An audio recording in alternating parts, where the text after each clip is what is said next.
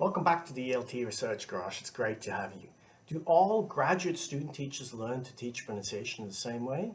It's a good question, and this question led me to conduct a study that I'm summarizing here. The paper was originally published in 2015 in the Australian Journal of Teacher Education. You can read the paper or download it. Here, the link's below, or of course you can just watch this short summary clip.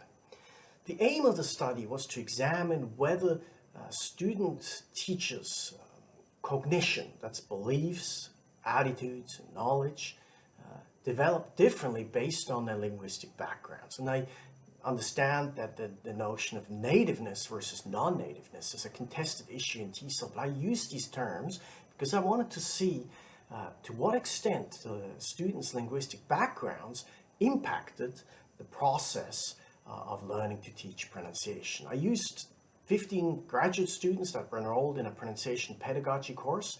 I triangulated pre and post-course questionnaires. I had focus groups. I observed all the lectures. And then at the end of the course, I conducted in-depth or semi-structured interviews. And I collected the assessment tasks. And all of this data really then gave me an in-depth understanding of the process of learning to teach pronunciation, and with a specific focus being on the linguistic backgrounds of the student teachers. So what did I find? For one, the study confirmed that student-teacher cognition can develop substantially during a graduate course on pronunciation pedagogy. The course had an impact on both groups, the non-native speaking group and the native speaking group, and that's good news. The non-native speaking student teachers felt that their pronunciation improved and their awareness of spoken English improved as well during the course, and that then facilitated their cognition development. The native speaking group was slightly different.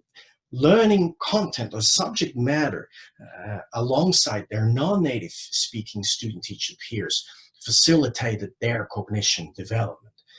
Both groups believed at the end of the course that non-native speaking student teachers or non-native speakers can actually be effective pronunciation teachers. That was very different than what they believed at the beginning of the course. Also, at the beginning of the course, they felt that pronunciation teaching consisted mostly of teaching segmentals. That had changed during the course.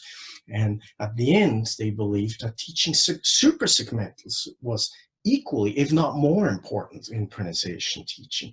And I think these provide promising findings because they present a strong argument for the inclusion of a pronunciation course in a TESOL graduate program.